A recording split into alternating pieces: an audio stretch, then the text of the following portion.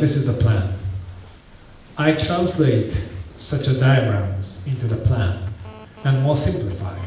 So the plan, big box, middle box, and small box. So gradations are translated in the plan.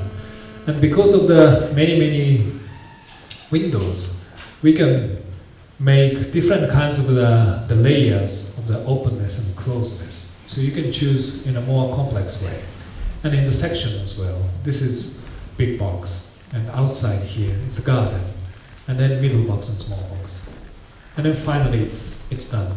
It's big box. It's like a big. But then if you are on the street, big box is of course big, but you will see through this big box to the sky behind the buildings, or you will see through these buildings to the neighbor's house. So it is made by concrete, so it's big box, but still it's like a half transparent existence. And if you are inside of the big box, you will see so many trees and outside fields, but still you are surrounded by these shelters. And if you are deeply inside, it's a small box, and a middle box, openings, and a big box, and openings, and to the sky. So that is the magic of this layering. You will see several different skies above you, surrounding you. So you feel such an openness. 10 more skies is coming to you, but still you are protected by 3 layers of the walls. So in here, the protectedness and openness are coming together, coexisting together in one form. And you would choose more open areas, or you would choose more cozy, enclosed areas, depending on your feelings. And just move around to choose your right positions, or to behave, to fit to your behaviors. So that is the basic intention of this house. And then sometimes the light is coming through these layers, unexpectedly going down to the deep inside of the room. So it is like a forest. You have many layers of the things. You are surrounded by such many different things, and the situation is always changing according to your positions or according to your behaviors. But still, you can feel such an enclosed feelings and openness at the same time.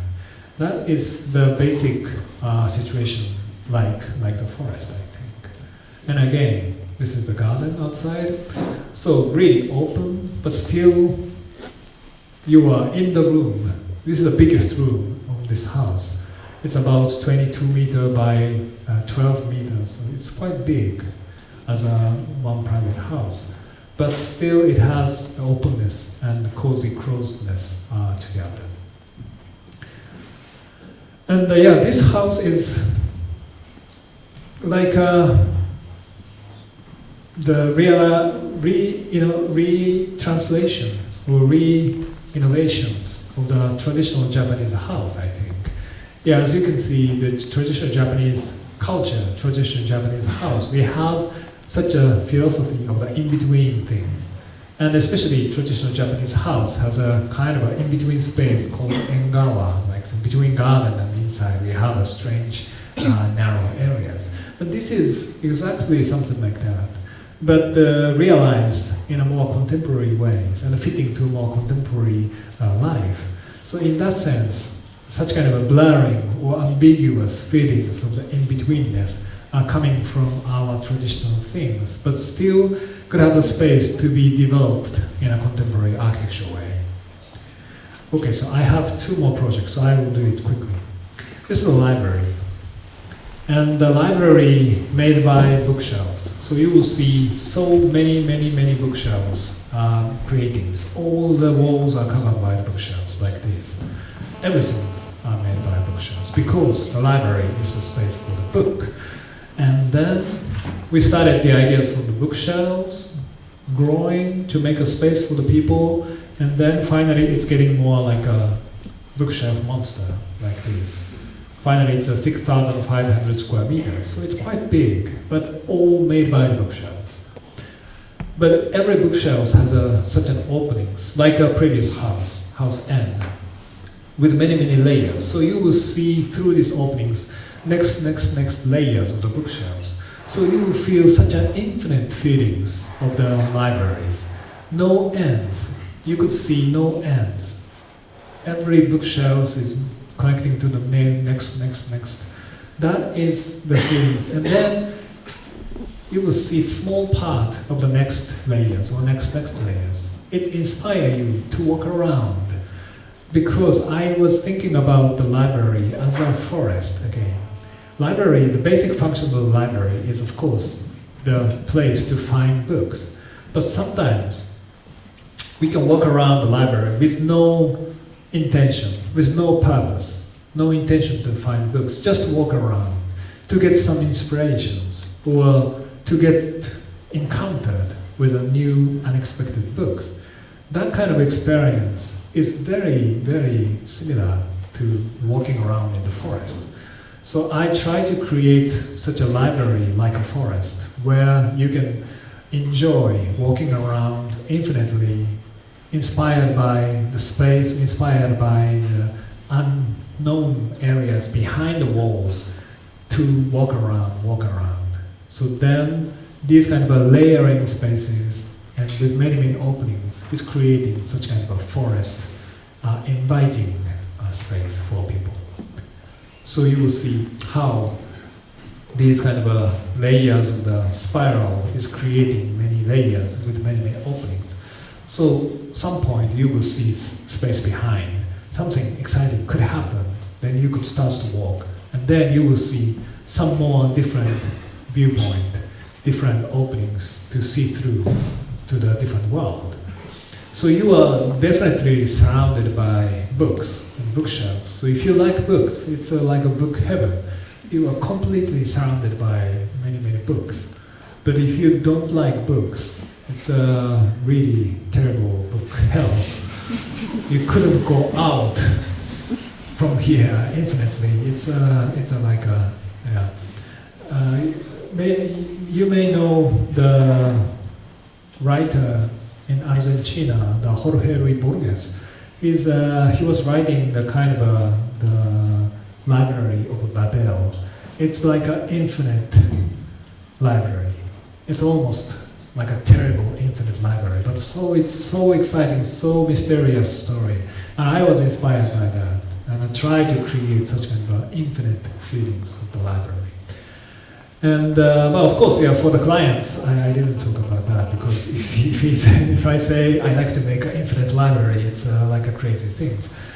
But I just talked about such a forest-like feelings because this is the art university, the library for art university. So for the art university students, it could be nice to walk around just for the inspirations, like walking in the forest.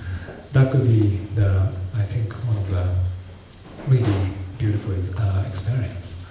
So you will see this is the one bookshelf layers, and another layers, and this point about 9 meters ceiling height, and the mezzanine area. This is the internet areas flying above.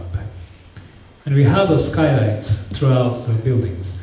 And we put the polycarbonate plastic ceilings materials to make the whole ceiling more soft. It's like soft in the sunlight like this and reflects the bookshelves, something like this. So you couldn't see strong ceilings about it. It's just like a translucent ceilings and really like a cloud. So the bookshelf is so rigid and so straight and so strong, and the ceilings is so soft. So such a contrast is creating like a forest-like feelings.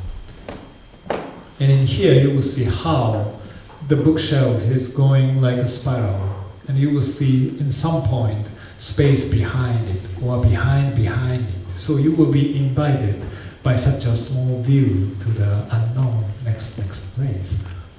And these big numbers is showing the categories of the books, because this is a bit chaotic compositions. So every time you will see this is 9 is like literature, or number 1 is philosophy or something like that. And the number 7 is art. So the big 7 areas is around here, and the 5 is architecture. So every big numbers is showing where to put the which kind of categories. And yes, this could happen. I think the definition of the library is the place to sleep for students. And yeah, so she's behaving really right behaviors. But I like this photo very much because she is representing how comfortable this space is. And maybe I have to talk about the comfortable scale of this place, because you will see every time the spiral form of the plan is creating such an intimate residential scale. This is about 4.5 meters between the one wall and another wall. So it's more residential scales.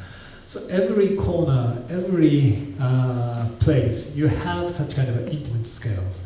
But at the same time, you can see such a wide-spreading, vast, big feelings of the scales. The one floor is about over 3,000 square meters, so it's big space. So in the same place, same plan, same form of the plan, you will feel so opposite scales, really intimate residential scales, and so big 3,000 square meter widespread or almost infinite spreading feelings. So it has such a range of the scales, and that is the basic, I think, fundamental aspects of the library. You could choose the scales. If you are more, how to say, isolated and try to concentrate on the books, then you could choose such a small, intimate scales.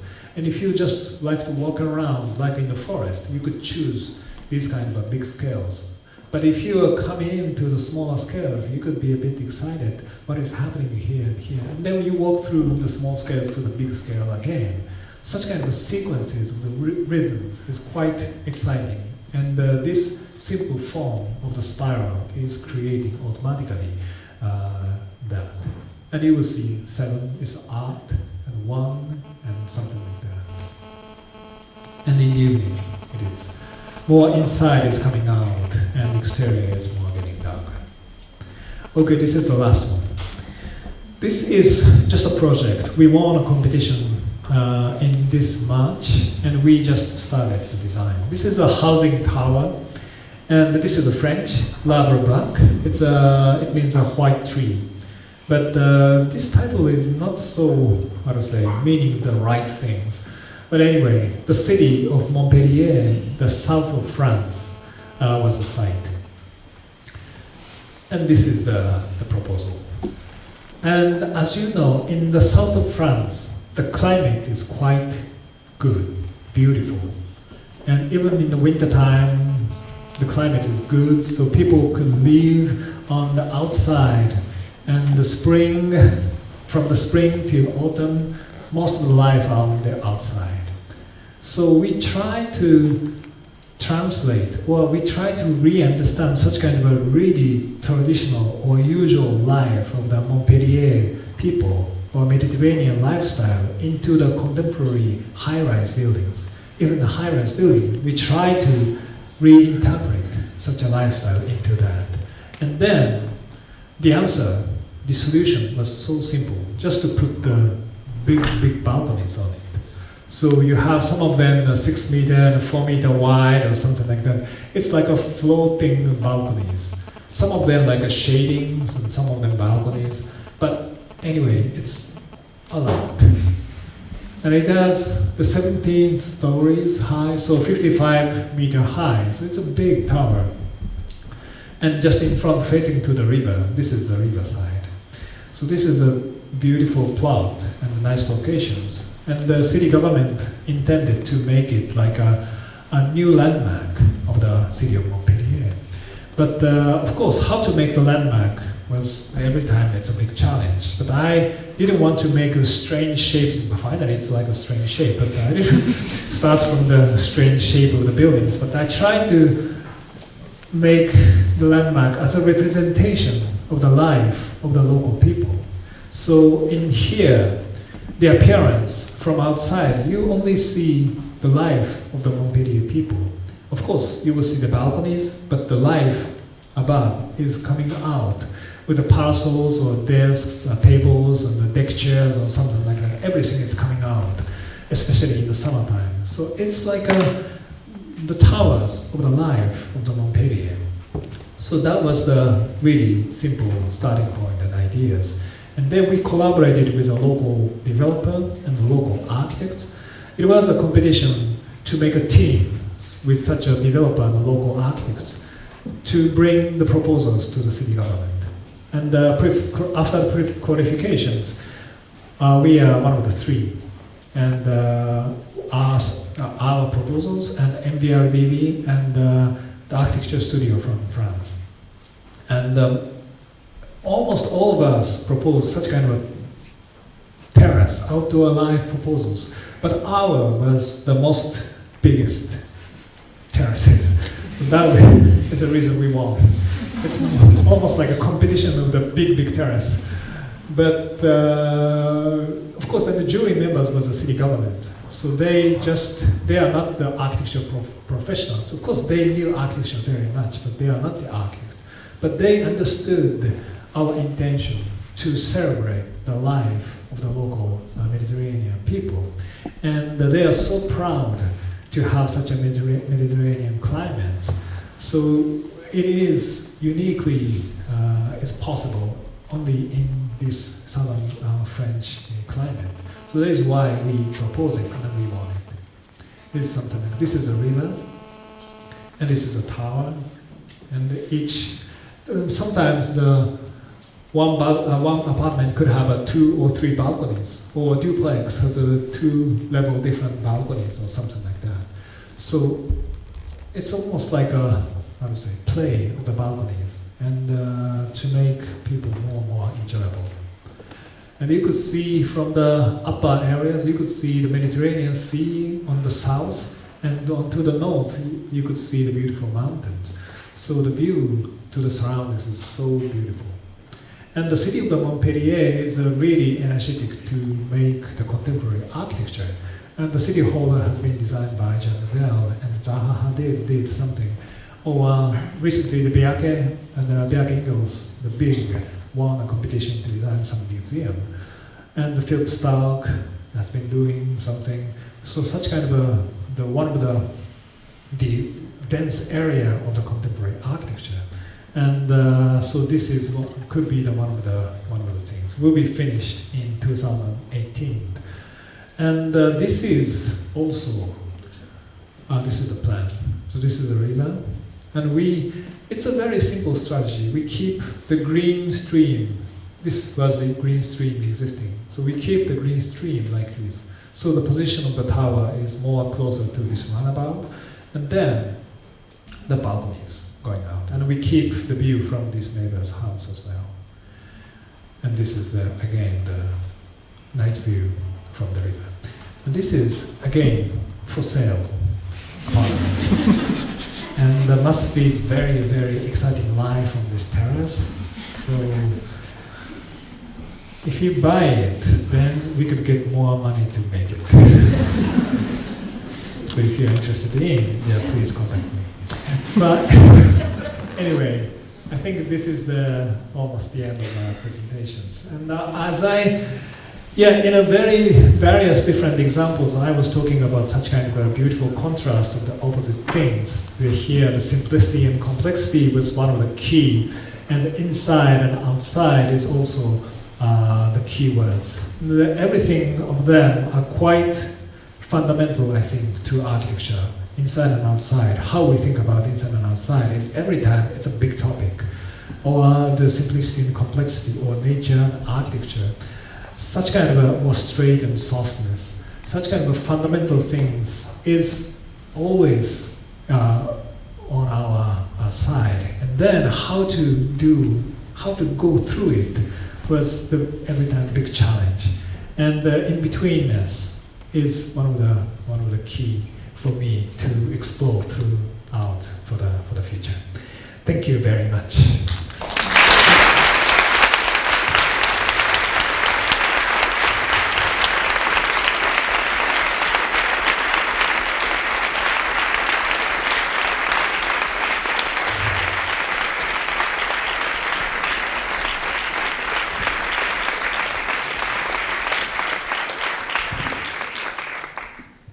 Thank you so much. Thank you. It is time for questions now. I can be the first one. It is the way you presented your work and the way you seem to have worked is very much with very small scale, and it is really not about detailing but actually working with small elements. And you show it very clearly, obviously, in a small scale, but also in the big scale, in the Sou project and in the multi-media project. And I'm just wondering whether you see a limit to this. Is there a limit to working with a very small scale? Because I mean, we know the history of architecture often dealing with grand gestures and grand ideas. And do you see the scale at a certain point becoming a limit? For now, I'm trying not to see the limitations. I'm just open to the different possibilities. For example, if you get when we get the proposals or invitations to the Middle East competitions, we just say, wow, 1.5 kilometers is crazy. But it must be something exciting to break our existing ideas or to expand our brains to further different way. So we can just try. And if sometimes it's fail, we don't do nicely. But sometimes 1 to 10, it works. Then when it works, it's so exciting. So I just that's my attitude for the architecture things. Fair enough, yes. Thank you. Any more questions? Some more questions about the price of the apartment? Could you... Esimene ja siis tuleb teine.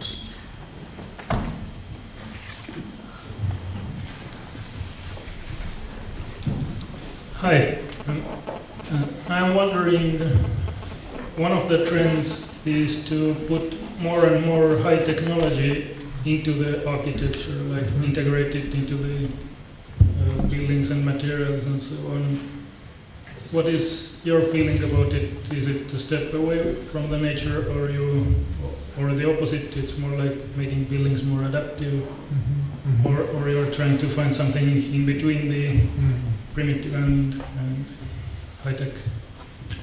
Yeah, for now, I don't find a nice way to introduce such a high technology into architecture. But again, I don't want to block the possibilities to introduce such a high technology. Sometimes it must be very exciting to see unexpected things. But basically, I like to keep the physical experiences of architectures, our physical perceptions or our physical behaviors reacting to the space, or a natural wind comes through and we will feel with that when we open the door or something like that. But so if you can nicely combine technologies into our physical experience, must be very exciting. Like to find something, but not yet sure, not yet found. Thanks.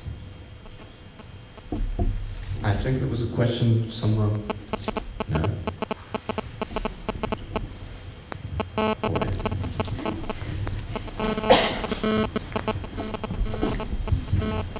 Just a very simple question about your toilet project.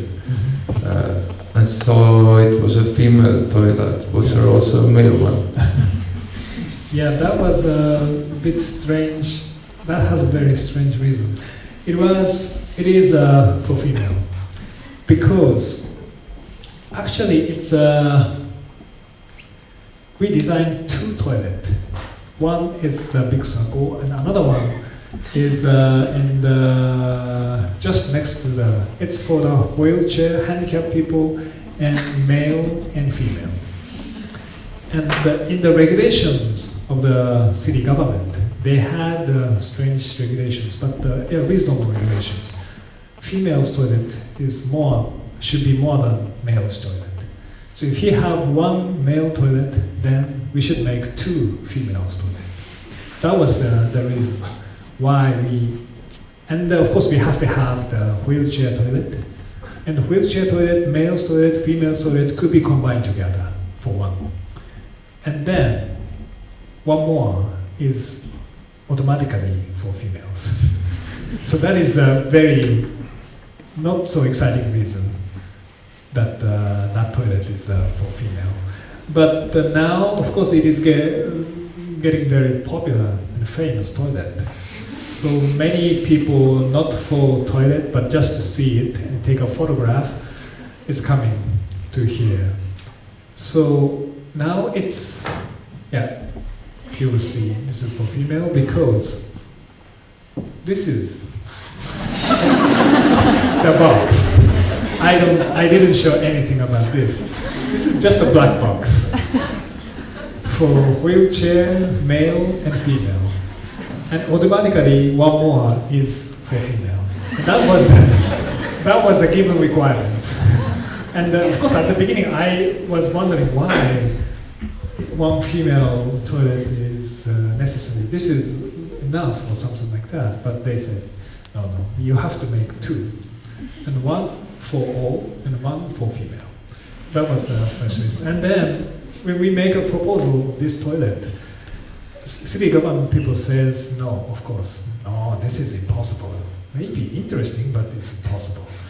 But a week later, the vice mayor, she was a woman. She was rather young. She saw the proposal and she said, wow, this is very nice. Let's make it. And then everything started. And then finally it's done. And this is part of the art, art event. This is not temporary, but this city is now cheering up the whole city by art, by contemporary art. And they are remaking the contemporary museum, something like that. And they are planning to make such kind of a small things in the city spreading around relating to art. So they had the art director, and that art director is my friend, and he made a phone call because this is a quite small project, but should be something nice. So he made a phone call, and do you have interest in that? And then I said yes. And then finally, it's getting very, very famous. Now, so many people using big bus, parking around here to see it. Or sometimes not only females, but the male people climbing around, sit on, take a photos and something, and go home. So that is happening this spring. And then finally, the city government decided to put the temporary toilet here. Temporary toilet for toilet. So that was the situation now. But did you also design the box? Yes, this is a really minimalistic black box.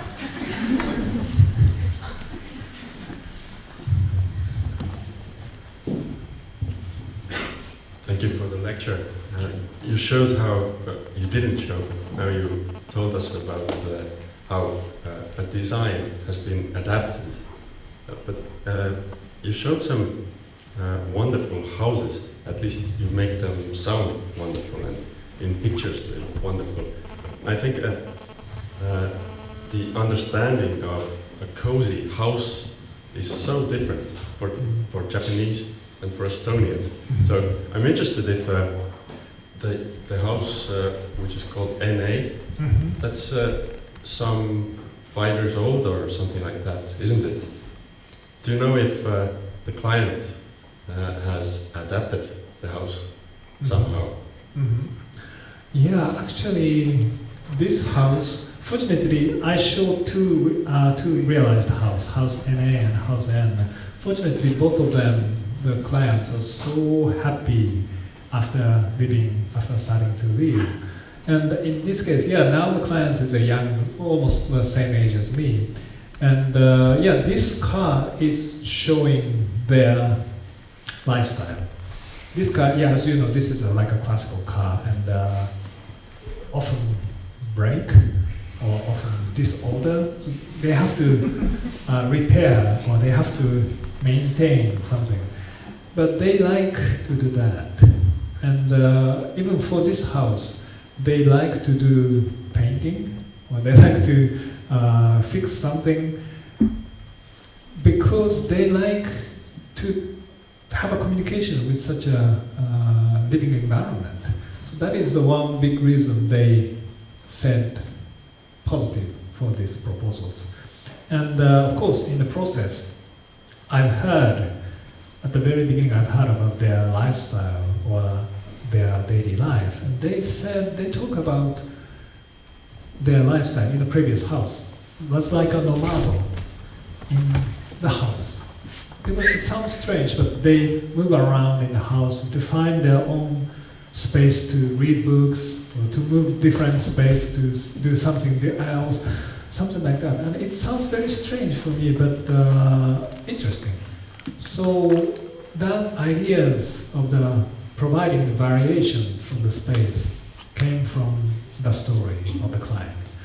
And then we made a proposals, small models, 1 to 100 models. These ideas is the best ideas for me, but I was so afraid they said no to this because it's too eccentric. So we prepared rather more usual house, 2 different usual houses. So we show 3 options. This one and rather more usual house. And after the presentations, they just simply says, oh, this is good. I like to have this. They said this is the most natural for them than the usual house. And then the whole project started. And this openness, almost all the surfaces glass, this east and south, almost all glass. That is also choice of the clients. Of course, we propose we can put some panels to block the privacy somehow around here and here. And actually, west side and the north side, we put more walls. But this side, south and east, how we can make such a panels to block the privacy, I asked. But they said, oh, no. We like such an openness. And of course, they put the curtains afterwards, but even the curtains, they arranged, not just to block the view, but to make the layers of the spaces. So sometimes they put the curtains on this surface, not by the windows, or this surface, it's in the middle of the house, but they are playing with such kind of layers of the curtains. Not just blocking the view, but to create more space inside. So then I saw it and I understand how they fully understand the space of the house. So it is a rare case, I think. It is not the usual Japanese standard house. And 99% of the Japanese people just like to live in the house like this, something behind. It's a usual small house, but 1% or 0.5% of the people likes to have their own lifestyle and their own house. And then that kind of people contact me to design the house. That is the reason. But I think from such kind of 1% of the new vision people, we can make the visions for the future. So our proposal is not just fitting to the client lifestyle, but I am thinking it's possible for more international lifestyles, or for the more fundamental lifestyle of the people, I believe. But yeah, it's one of the trial to create the future living environment. Yeah, if you could pass the microphone to the very last row.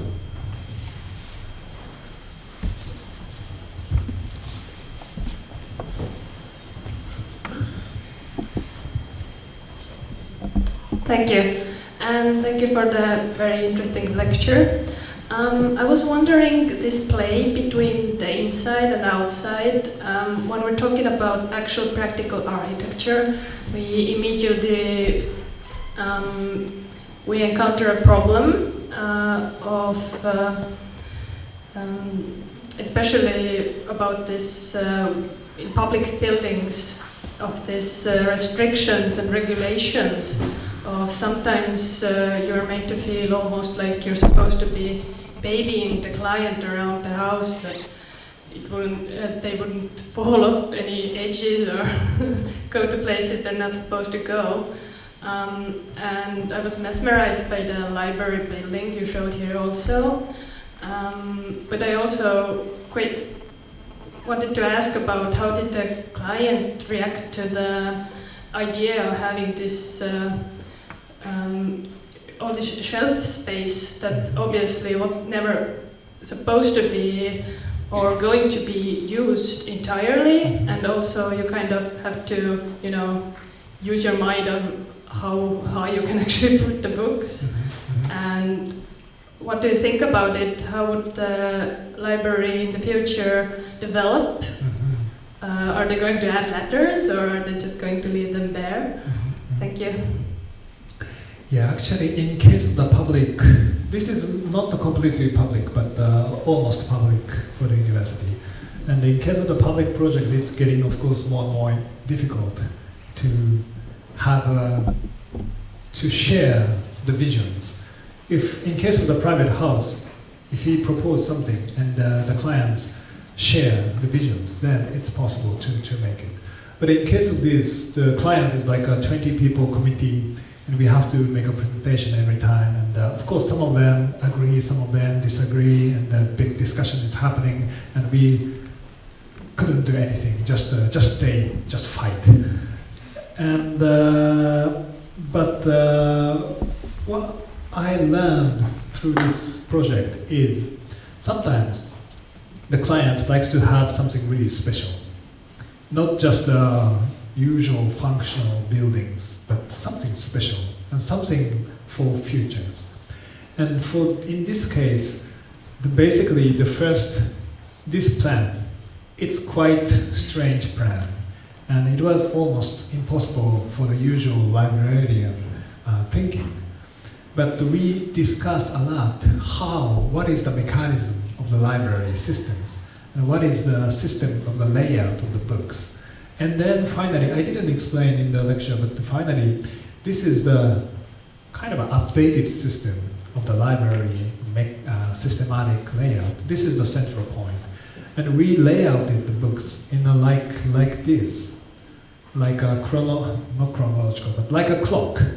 So the category 1 is around here, 2, 3, 4, 5, 6, 7 is big, so something like this, and 8, 9, something like that. So from here, central counter, you will see all the categories are surrounding you. So you will see easily which way to go. If you have some book to find, the category 1 or 2 or something, or numbers, then you can have a directions. Then you will follow the bookshelves, something like this. This is a usual way to follow the librarian likes to do.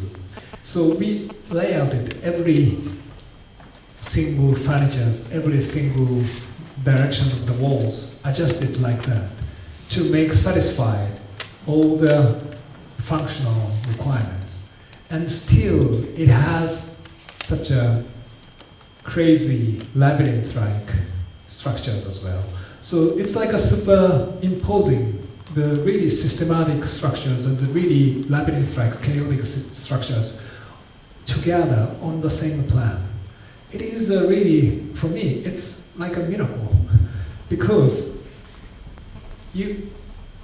how to say, usually it's impossible to put such a chaotic plan and a systematic plan on the same, exactly the same plan, but it was possible.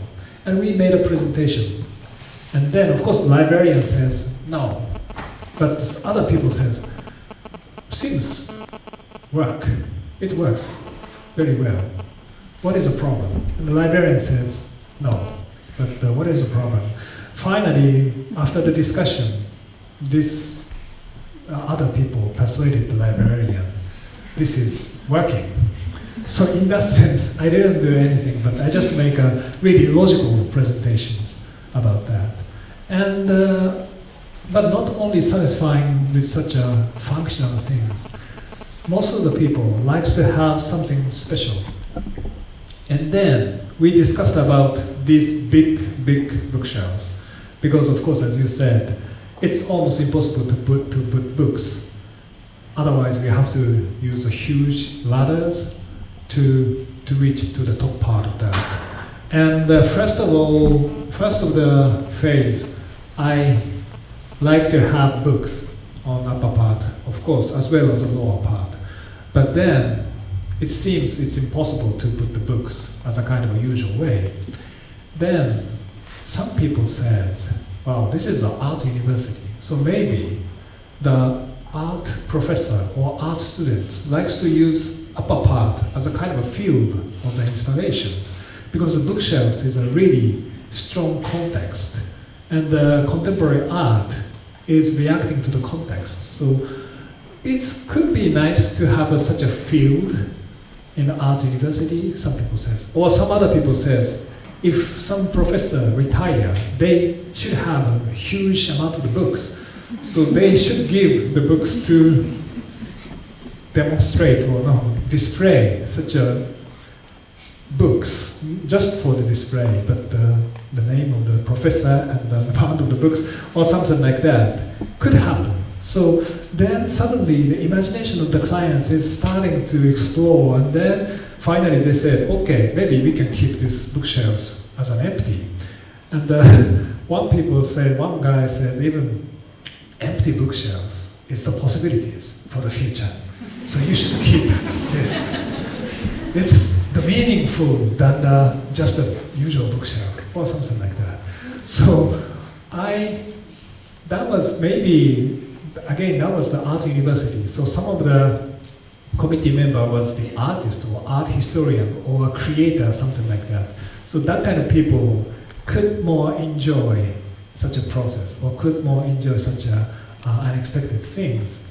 And actually, after the completion, the students or professor proposed to the library to make the installations on it. So that happened, really. So in that sense, I think we don't have to give up from the beginning. We can propose, and we have to explain logically, but at the same time, we can explain strange things by the logical way sometimes. So I think we can just enjoy such a communications with the client. And finally, yeah, they could say no. Then we can just follow them, because we are architects. And they will pay money, so we have to follow. But we can enjoy, and we can get some experience through that. So that is the way I'm doing things. Could you pass the microphone down?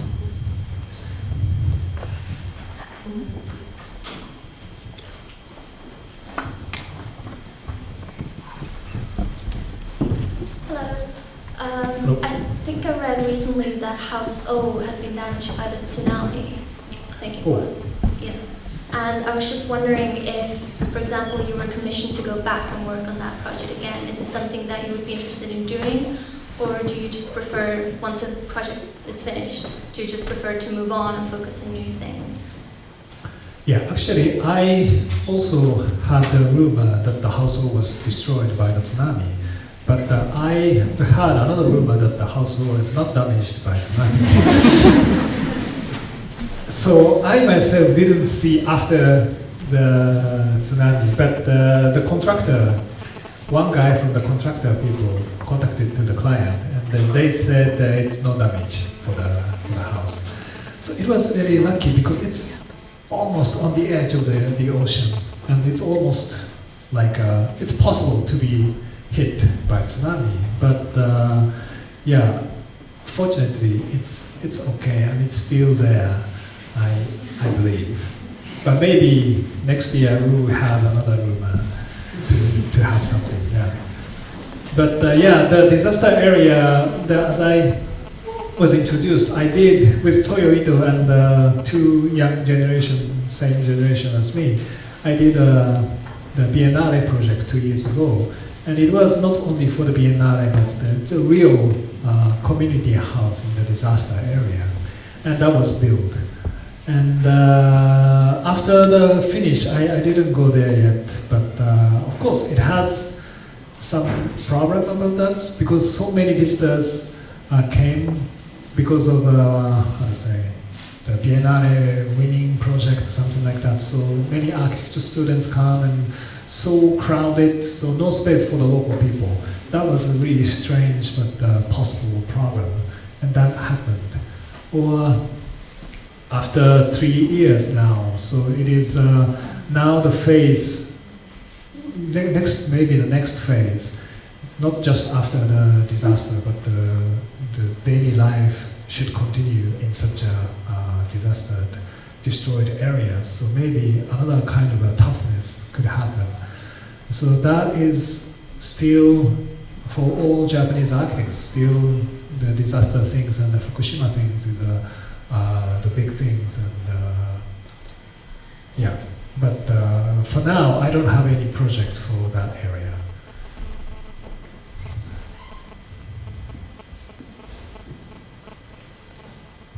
No more questions?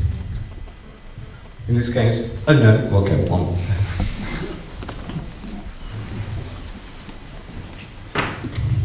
Thank you. I have a question about the construction elements. I admire how thin elements there are in your buildings. If we usually hear from constructive engineers that's not possible, how it's possible in your houses? Yeah, actually the thinness, for me the thinness is not the purpose, not the point. Sometimes in the case of the house NA, as I said, everything is small. The floor is small, the gap is small, so it should be thinner and slimmer.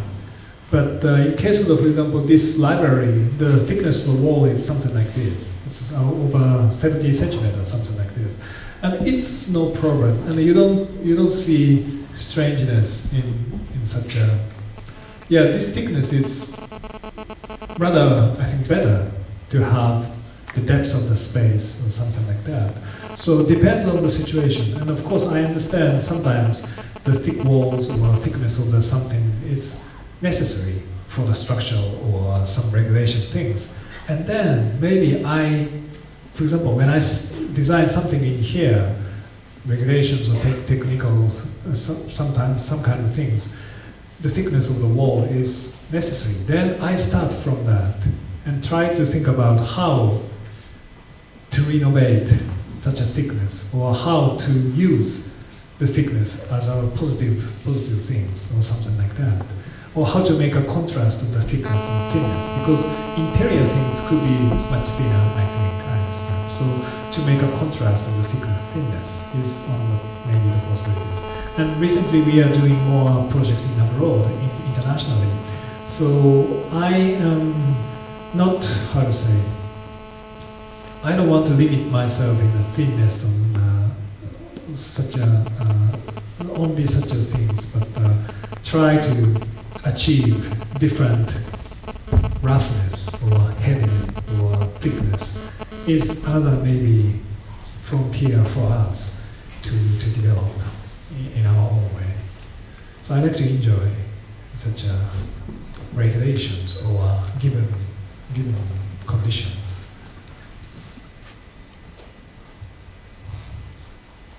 All right. Thank you so much. Thank you very much.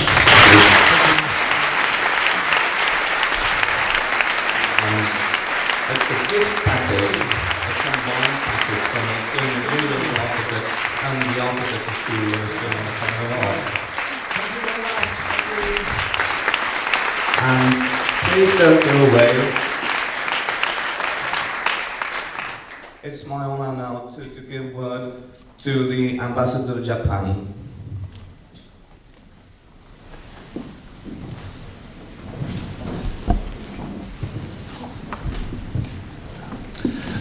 evening, konbanwa. My name is Kai, Tetsuo Kai of Japanese Ambassador. Thank you very much, Mr. Fujimoto. It's very interesting, entertaining lecture.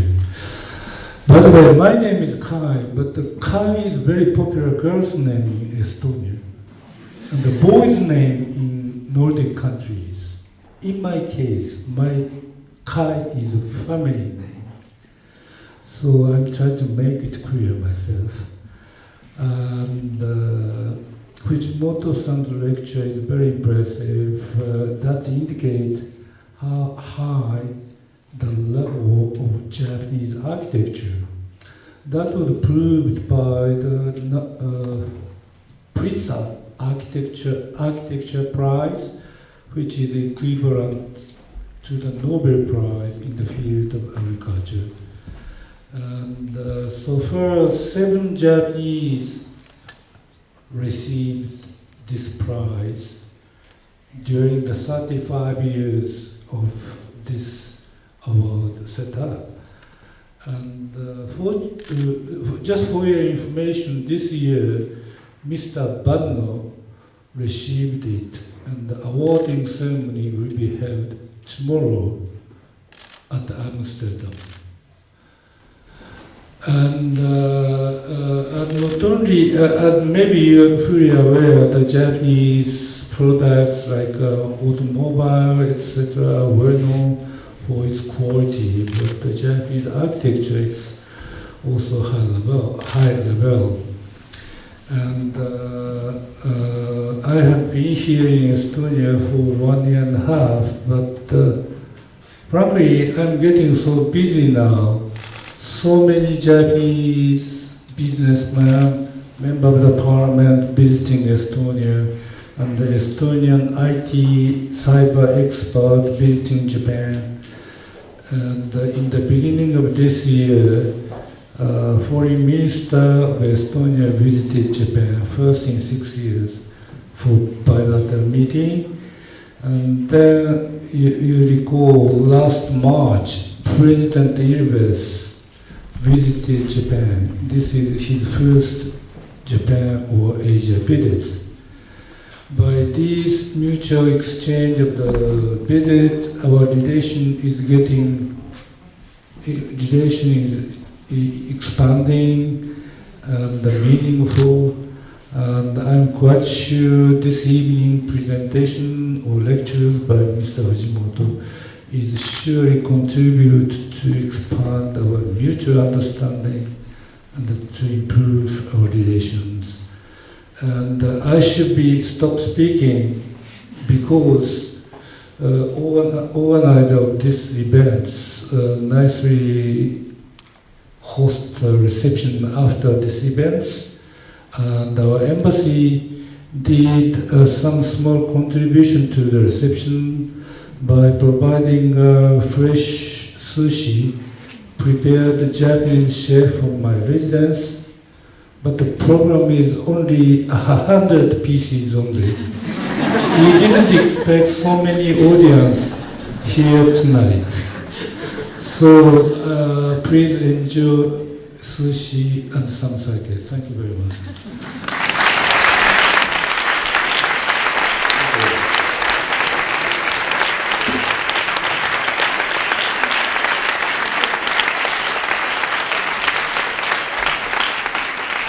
Thank you for the kind assistance of the Embassy of Japan, and please enjoy.